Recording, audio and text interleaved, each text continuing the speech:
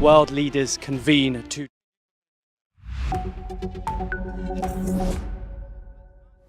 Hello and welcome. I'm Suma Katauka and you are watching NewsX World. Let's take a look at some of the top stories.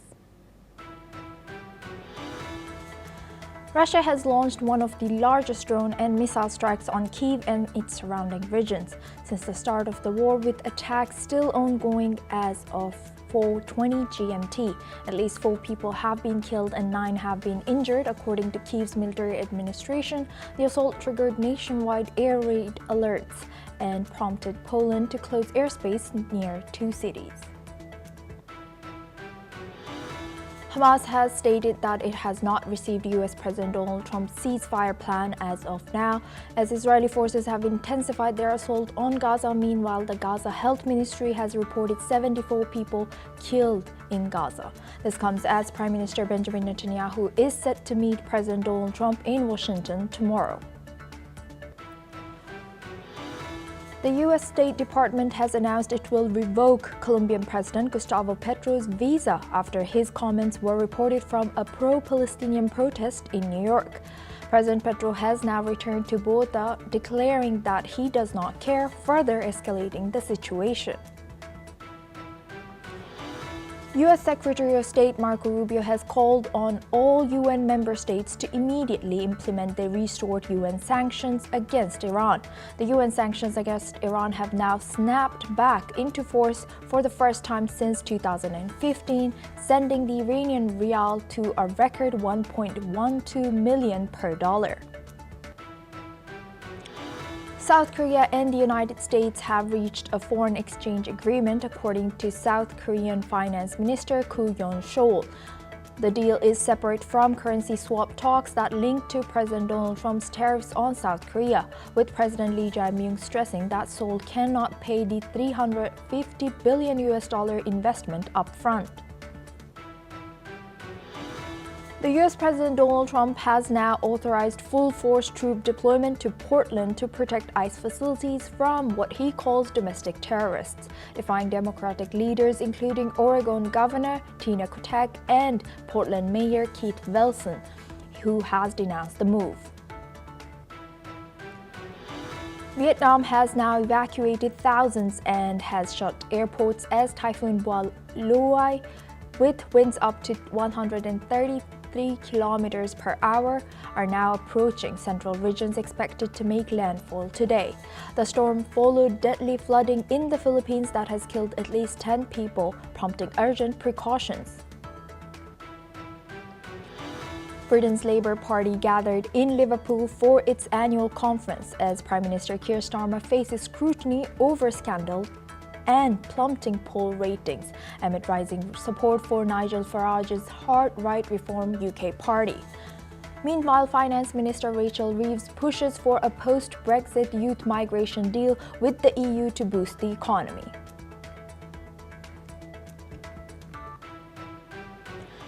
Russia has launched around 500 drones and over 50 missiles in an overnight attack on Ukraine, killing 4 people and damaging civilian infrastructure, Ukrainian President Volodymyr Zelensky has said today.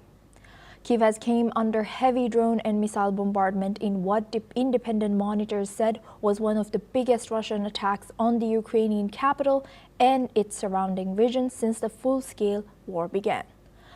Ukraine's air defenses have scrambled into intercepting the barrage, but not all missile projectiles were stopped. In response, Kyiv has called for much stronger international pressure and further sanctions targeting Russian energy, transport, financial, and shadow networks, as well as intensified military support for Ukraine's defense.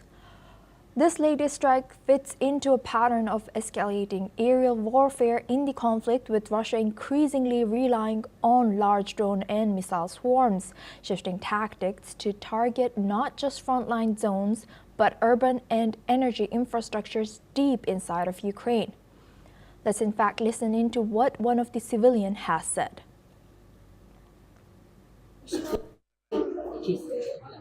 Вечір нас називається «Смивачі виходять з цієї сторони, були звуки, чи щось летить, і ми спустилися в кінці. Страшно было? Так, було страшно, було спочатку страшно. Мене почала кричати кером. Він продовжив закладатися. Це був перельот також, що я теж з цього спускалася. Декілька разів. Вже за останній час останній місці. Now, for this discussion, we're joined by Major General our retired Gigi Dwivedi. He's a defense analyst. Joins us live from New Delhi. Thank you, Major General, for joining. Thank you for joining us. Now, thank you. Now, in light of this massive aerial assault on Kyiv and its surrounding regions, what more can or U.S. will do to support Ukraine's defense? What can we say? Do you think that the U.S. is still willing to negotiate peace between Ukraine and Russia? Well, Suma, first and foremost, we need to understand what's the ground situation. Right. And as it is evident that Russia, or in specific Putin, is continuing two-dimensional war against Ukraine. One is the aerial warfare, and that's what you witnessed that even Sunday morning, early morning, there have been massive aerial strike on Kyiv and the areas around, wherein almost 500 drones were launched and 50 missiles, including Kenzel and Iranian Shahid missiles. So what does it indicate? That one hand on the front line, on the land, Russia is trying to make small gains, tactical gains, and at the same time, they are taking the aerial warfare right into the Ukraine heartland, and that is to cause damage to the infrastructure, to the energy installations, and also causing fear of psychosis among the Ukrainians. Now that's the ground situation. You asked specifically, where does President Trump stand?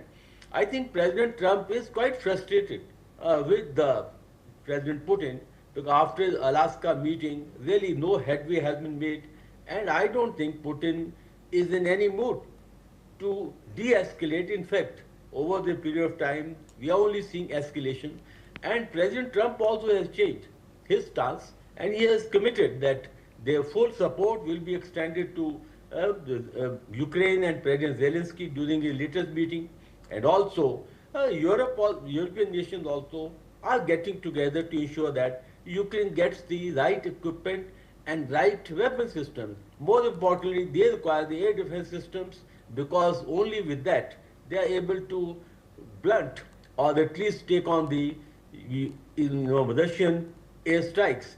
And second point is, of course, the financial aid, and not to mention, because you need finances, and even that has been promised.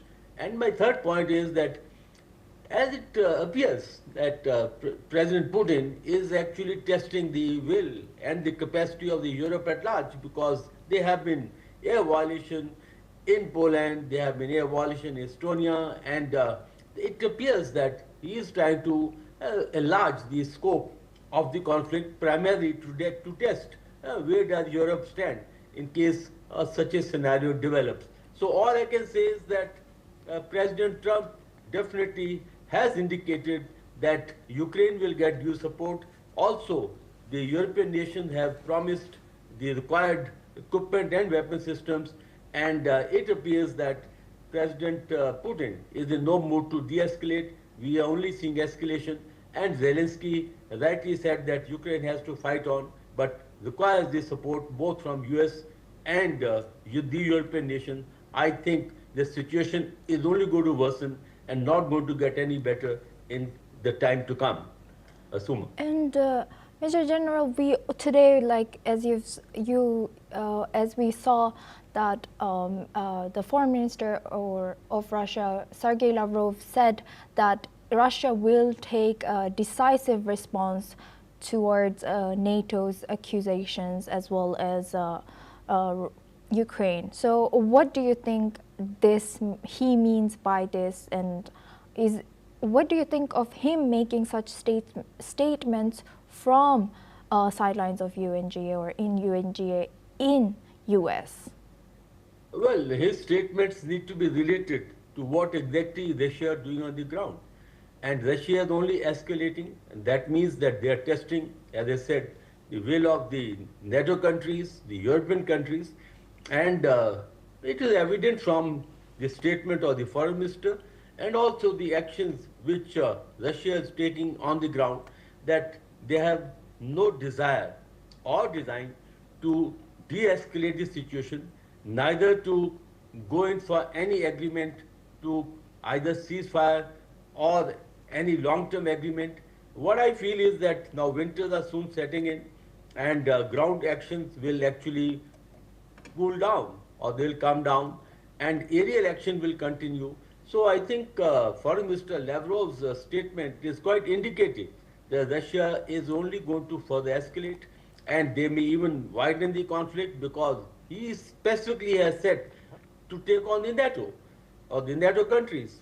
So as it is evident and as I said from the ground actions, it appears that Russia is maybe further, you know, pursuing the escalation ladder and I think that Ukraine will be under a lot of pressure and it's the right time for the Americans and the Europeans to arm Ukraine and also extend them the support that they require at this time. But I think Russia's action and words are only indicating that Yes. Ukraine's situation is going to further deteriorate because of the offensive and Yes. escalatory actions of Russia per se.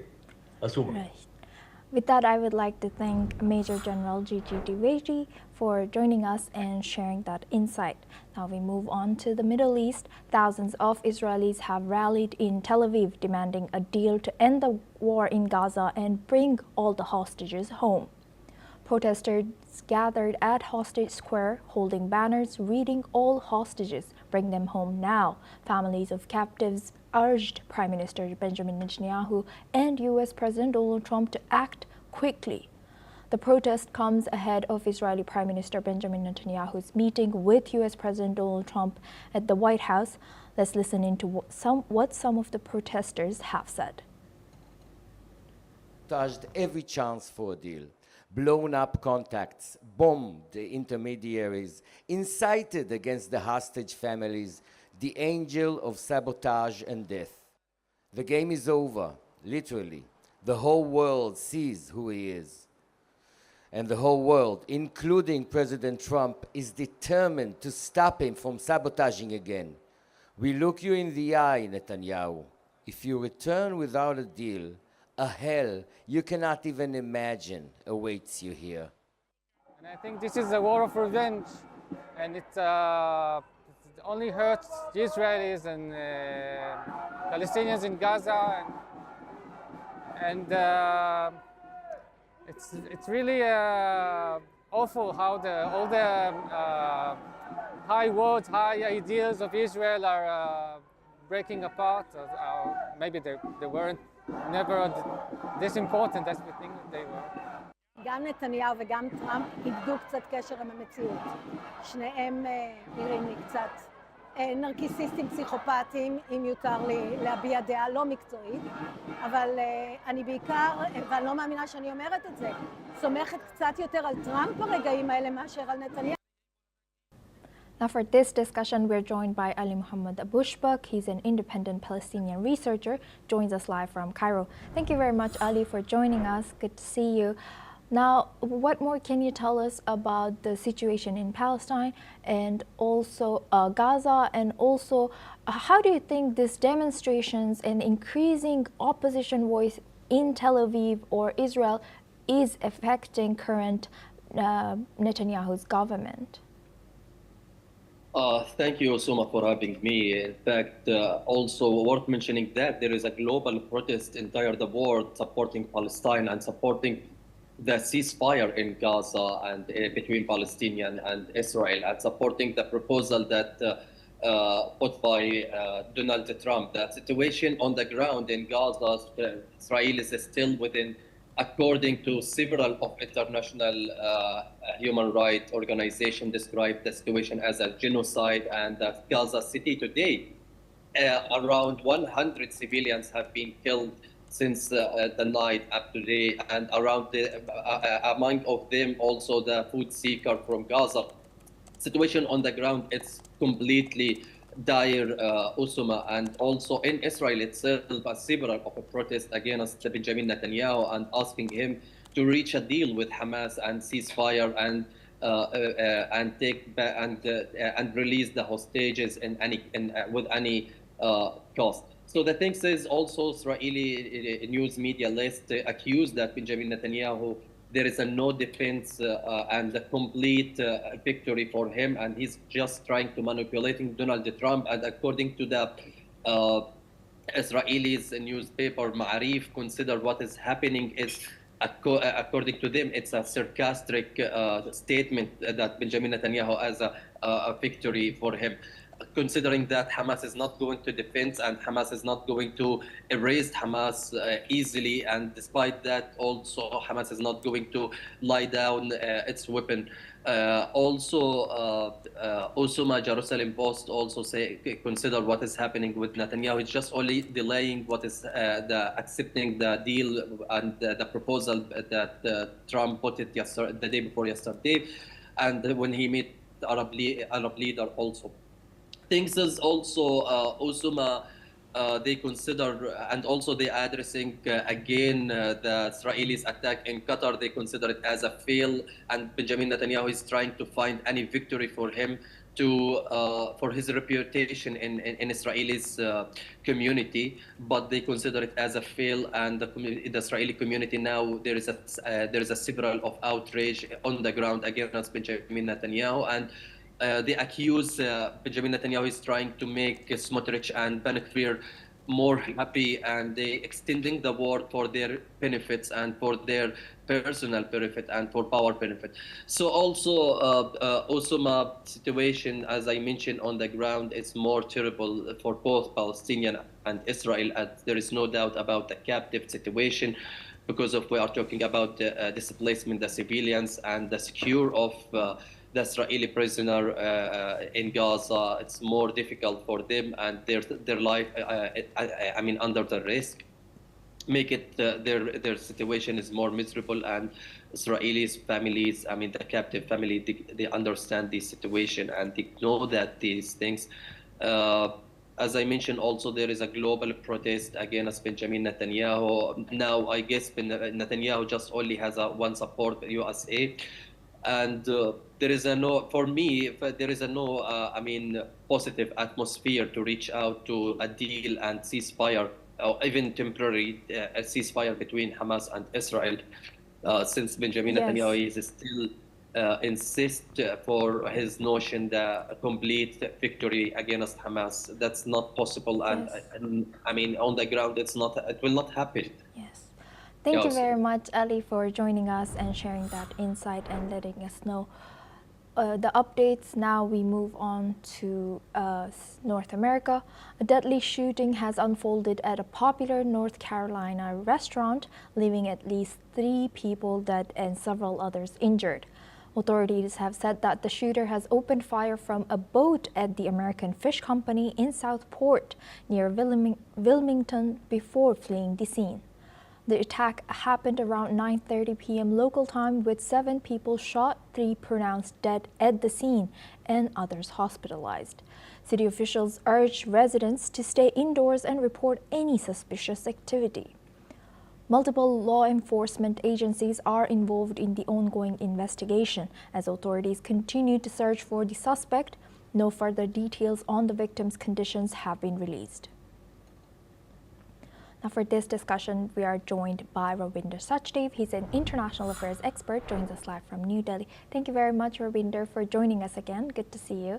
Now, given the shocking nature of this shooting at U.S. again, what steps are U.S. law enforcement agencies to take quickly to apprehend this suspect and ensure the safety of people there? Thank you. Amanda. Regarding this particular incident, the security agencies will take their usual steps, which are to identify and then to track down, the shooter, and then let justice prevail in that sense. So that will be the usual run which the security forces in the U.S. take and will take in this case also. They'll investigate, they'll come up with the identity of the shooter. I mean, as usual in the US, I mean, it could be a range of issues, but in this particular case, it seemed that the shooter may have been somebody involved with this company, either an ex-employee or having some grouse with the company, or some other issue we do not know. Could be mental health, could be, anger, could be any such, could be even race related. We do not know as of now, at least I do not know. But what this points to is an unfortunate, not only a trend, let's say a phenomenon in the United States where gun violence takes lives much beyond what it should take in any civilized society. And the US as a nation has been unable, incapable of being able to halt or reduce or mitigate this menace to American society. Right, and Ravinder, why is, you've also mentioned that it's shocking to see in such a developed country these kind of accidents happening again and again. Why are US lawmakers not making a law that controls gun license more strictly? What do you think is the reason behind this? I mean, at a very basic level, it is a right which is enshrined in the American Constitution, to which a large number of Americans absolutely swear by, which is a right to possess and keep firearms. And that right cannot be taken away. And steps to curb the easy availability of guns and all, especially, guns, not only normal guns or revolvers, guns which are like, war, which can be used as assault rifles or rifles which are used in wars. Those are easily available, dime a dozen, anywhere in the country with least amount of checks, or whatever checks are merely perfunctory. And to tighten those checks, to tighten the availability of guns, has run into political, let's say, opposition, or into a political quagmire where there is no solution to this issue at present. There doesn't seem to be any solution other than after each such incident, you will see the leaders will talk about prayers. There will be some prayers, of course, in the community, and maybe if it's a bigger incident, prayers at the national level, they could be at times. But after that, it goes back to business and living as usual, which every day, if I'm not mistaken, the US categorizes deaths or injured more than 4 in any particular incident as a case of mass shooting. Yes. And I think if you look at the statistics in the US, the number of mass shootings in a year equal to or are more Yes. than the number of days in a year. Yes, thank you very much, Ravinder, for joining us and sharing that insight. Please stay with us as we come back to you for our next discussion as well. Now, thousands of people have marched in downtown Buenos Aires, Argentina, yesterday, demanding justice for 3 women who were tortured, then killed in a case that has shocked the country. The victims include Brenda del Castillo and Morena Verdi, both aged 20, and Laura Gutierrez, who was only 15. According to Buenos Aires Provincial Security Minister, the victims were last seen alive late night on September 19th when they were lured into a house on the outskirts of Buenos Aires in a trap organized by an international drug organization. Their bodies were later found buried in a garden. Authorities have also claimed that the victims have previously been in contact with members of the group, which has its command center in Buenos Aires. Additionally, officials further announced that on Wednesday that 4 people had been arrested on aggravated homicide charges, whereas Argentina's Security Minister Patricia Bullrich have confirmed on Friday that a 5th suspect had also been detained in Bolivia. The alleged leader of the organization still remains at large. Yesterday, in the downtown protest, the marchers called for accountability and improved protection for women. Let's listen into the families of the victims who participated in the protests and voiced their concerns. Muchos vienen y piden justicia. No, yo pido verdad, porque la verdad vale más que la justicia. La justicia a veces agarra para un lado o para el otro, pero estamos acá por la verdad, para que se sepa quién fue. Por lo que hicieron, nunca lo vi. Yo lo vi en una película, pero la cambié cuando vi lo que pasaba en México. Pero bueno, acá estamos, hasta que no consigamos la verdad no vamos a parar. La familia. estamos acá pidiendo justicia por las chicas, porque es muy terrible lo que pasó. Nadie tiene derecho a sacarle la vida a nadie. Justicia, queremos que caigan toda esta manga de miserables que le hicieron esto a las chicas.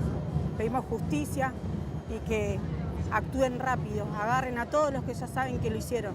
Por favor, país, acompáñennos en esto terrible que nos pasó a todos, no solamente a nuestra familia, nos pasó a todos como sociedad, como madres, como hijas, como hermanas, ¿sí? Por favor, acompáñennos. Now for this discussion, we go back to Rabinder Sachdev. He's an international affairs expert, joins us live from New Delhi. Thank you very much, Rabinder, for staying with us. Now, in the wake of this tragic case, we also saw another tragic case recently, which was also live. It was also a homicide while a girl or a streamer was live on Instagram. What do you think that these streaming platforms have to improve to protect live streamers and address the growing concerns over organized crime and its impact on groups? Thank you very much. I think the objective, and in this case also particularly, was of the drug cartel to live stream this killing and actually extreme torture of the girls, as a message and as a warning to others that they should not betray the gang or steal the drugs or not pay back the gang, apparently, right? So live streaming serves as a message, as a threat by this gang to their other members or other affiliates who know about them, and it creates their aura of their aura of violent crime and fear that they wish to impose around them. That is one, and that is the objective, right? Now, secondly, as to what is the responsibility of the platforms, I think in this case, Facebook or Meta or whoever was where this killing was live streamed, they've said that they have no record or they do not have any information or record on their systems that it was live streamed using their platform. That may be it, may not be it, but what it indicates is that it really is difficult to, in real time, prevent the live streaming of such horrific acts. If we look at the numbers of live streams which are going on in any split second across the world, that may be running into millions or hundreds of millions. So these tech platforms, express their helplessness to be able to instantly or within minutes stop such live streams. There has been some attempt towards it, but I think more and more, again, the platforms are under pressure to take some steps. However, it seems that in the last 6 months, these platforms have or are getting more liberty, more flexibility in how they handle their data. For example, all of them have shut down their departments of fake news, right, which were set up and over the years and which were supposed to be filtering out fake news or some attempt towards regulating news which could be fake from spreading. Now they've absolved themselves of that. They've abandoned that responsibility, let's put it that way. Right. So in this case also, I do think, yes, there will be pressure on them, but the tech platforms are getting away by abandoning their responsibility towards such acts. Right. With that, I would like to thank our guest, Rabinder Sachdev, for joining us and sharing that insight. Now we move on to our next news. Security forces in Antananarivo has used tear gas and rubber bullets to disperse anti-government protests and demanding an end to chronic water and power cuts. Hundreds, mostly young and including university students, clashed with police, looting stores and setting buildings and cars on fire. An unidentified hospital source has said that 5 people were killed during Thursday's unrest, though authorities have not confirmed the toll. President Andry Rajoelina has condemned the violence as acts of destabilization and sacked his energy minister, blaming poor management for the crisis. The Southern African Development Community has expressed concern over casualties and property damage, while the African Union has called for calm, restraint, and dialogue to restore peace. Tsy solution mihitsy le zavatra antenen'ny omaly ny fitakinay tsisy valiny mijaly izahay jusqu'à hatreto manao hetsika ampilamina zay androany kanefa zao zavatra mitranga tsy mihaino anay zany iny lainga foana zany foana ny ataony ny takinay rehetrarehetra dia miala rajoelona mila fiovany izahay tsy rano izay antoka anankiray andehanana any izany fandrosoana dradradradraina Madagasikara tsy maintsy mandroso zany tsy misy vahaolana ao anatin'ny firy taona nareo ny teo. Well, this is all we have time for. We will continue to bring you more news updates from around the world.